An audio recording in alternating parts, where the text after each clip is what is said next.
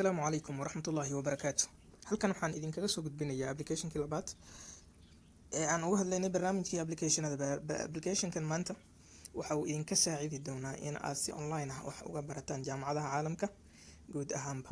Applicationkan waxaan sharxi doonaa sida lagu helo koorsooyinka freega. Sidaad ogsoon tihiinba inta badan koorsooyinka waa kuwa lacaga caalamka gaar ahaan website-yada horumarsan. Website-kan Coursera la yiraahdo waxa uu ka mid yahay website-yada ugu caansan caalamka, kan labaad mise kan koowaad ku tartamaya. Website-kan inta badan koorsooyinkiisa waa kuwa free balse shahaadada ayaa ah mid lacaga ilaa $50 ku dhowaad. Haddaba waxaan idin sharxayaa maanta habka aad ku heli kartaan shahaado free.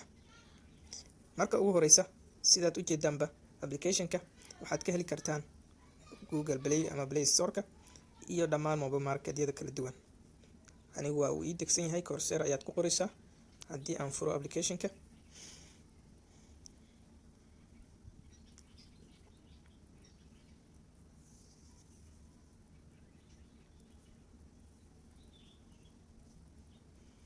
halkan waxaa idinka muuqda koorsooyinka hadda aan wado aniga. Sida aad u jeedaanba Machine Learning for All ayaa ugu horeysa, University of London ayaa bixisa. Kuwa kale oo aan joojiyay waa ku jiraan, kuwa kale aan wado weli.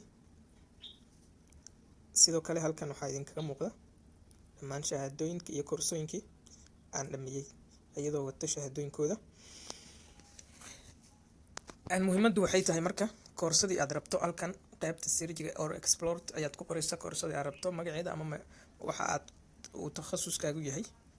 Tusaale ahaan engineering haddaan isaga qoro waxa uu ii keenayaa dhammaan koorsooyinka ku lugta leh engineering-ka ama dadka engineering-ka khuseeya. Haddaba si aad u hesho koorso free oo wadata shahaadadeeda waxaad sameynaysaa sida tan. Ugu horeyn applicationka lagama apply garayn karo koorso free. Waxaad galaysaa website-kooda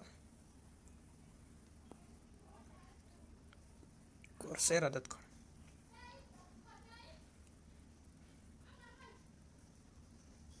coursera.org ayaad galaysaa. Haddii aad ku cusub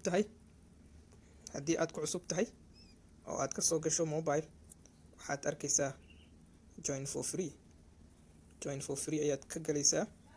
Halkan ayaadna isaga diiwaan gelinaysaa sign up, kadib free ayaad ku diiwaan gelinaysaa. Balse aniga hadda waa uu ii samaysan yahay. Haddii aan galo si toos ah u galo si aan idinku sharxo qaabka lagu helayo shahaado free.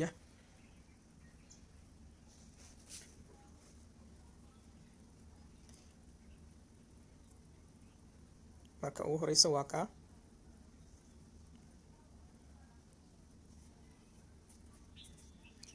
kan bogga hore ee qofka hore isaga diiwaan geliyay. Kadib waxaan arkayaa halkan koorsooyin tiro badan ayuu ii keenayaa. Sidoo kale waxaan sameyn karaa inaan search u diro koorsada aan rabo oo aan soo qabsado koorsada aan rabo, amaba aan halkan ka doorto majaalka ama faculty-ga aan rabo.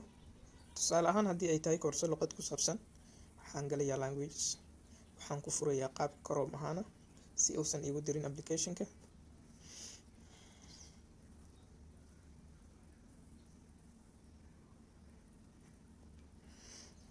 Kadib qaybta luqadaha markuu ii keenay saad u jeedaanba luqado badan ayaa ku jira. Waxaan dooranayaa Learning English tusaale ahaan.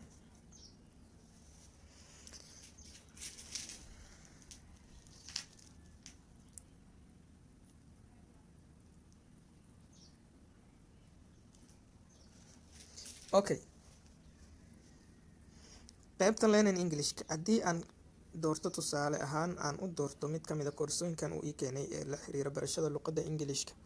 Koorsadan ee ay bixiso ama uu bixiyo Machadka Georgia ee Tiknoolajiyadda waxa ay ku saabsan tahay writing professional emails in English, sida loo qoro, habka loo qoro emailada. Haddii aan furno koorsada si aan u helno shahaado anaga oonan bixin wax lacaga waxaa idin muuqata koorsada qaabka koowaad oo ay u soo furmayso waa kan. Xoogaa yar baa sugaysaa ilaa ay si toos ah kugu soo furmayso. Halkan waxaa ku qoran enroll for free oo isku diiwaan gelisi lacag la'aan ah. Koorsada waad bilaabi kartaa waad dhegeysan kartaa casharada dhammaantood, laakiin kama jawaabi kartid su-aalaha iyo assignmentska lasoo diro. taas waxaa loo ogol yahay keliya dadka lacagta bixiyay ee shahaadada la siinaya. haddaba waxaa ku furan halkan enroll for free hoosteeda waxaa ku yaala qaybta marka laga soo tago try for free, enroll to start your 7 days full access free trial. waxaa ka hooseeya financial aid available, yacni koorsadan waxa ay leedahay qayb freeya oo dacmi maaliya lagu sameynayo si shahaadada si lacag la-aan aada u gasho. halkaas ayaad galaysaa, kadib waxaad riixaysaa continue to the application.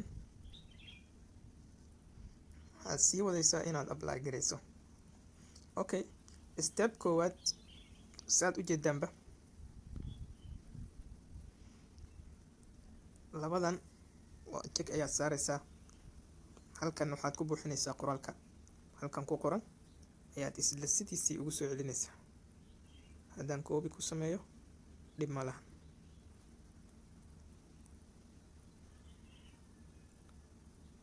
okay, koobi ayaan ku sameeyey, labadaasna check baan saaray. haddaan kasii gudbo qaybtan waxaan buuxinayaa foomkan aad ujeedaan.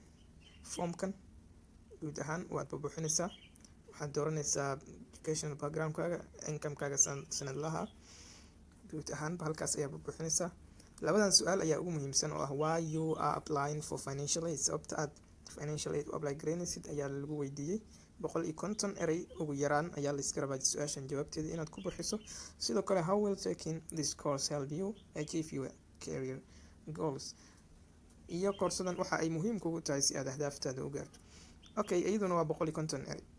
labadaas su-aal ayaa si toosa ugu jawaabaysa. foomka inta kale waa buuxis kooban oo ikhtiyaaraad lagu siinayo. su-aasha ugu dambeysana waxa uu ku weydiinayaa haddii lagugu siiyo koorsada si maxay ahayd deena oo dulsaarkeedu yaryahay, ikhtiyaarka no ayaad dooranaysaa. optionka no haddaad doorato sababta ayaad sharxaysaa. sababtuna halkaas ayaad ku faahfaahinaysaa dhowr kalimad. dhib ma lahan, waa muhiim ma ahan hadalka tiradiisa iyo waxaa loo baahan yahay keliya war macquula inaad qorto. kadib samey ayaad leedahay. waxay ku siinayaan email ayay kuusoo dirayaan oo ay ku leeyihiin in koorsadu lagaa aqbali doono 2 isbuuc kadib 14 maalmood ama ka yar. 14 maalmood kadib ayay email kuusoo dirayaan oo ah inaad koorsada si toosa u bilaabi karto. kadib waxaad usoo laabanaysaa applicationkaagii Coursera. si toosa ayay kugu soo muuqanaysaa koorsadii aada waday xilligaasi. si toos ayaadna u bilaabaysaa koorsadaadii. kadib marka aad dhammayso shahaadada si toos ayay kugu soo dirayaan. intaas ayaan kusoo koobayaa barnaamijkeena. sii share garaya lana wadaaga asxaabtiina. subscribe saara kanaalkan. aad ayaad ugu mahadsantihiin daawashada. assalaamu calaykum waraxmatullaahi wabarakaatu.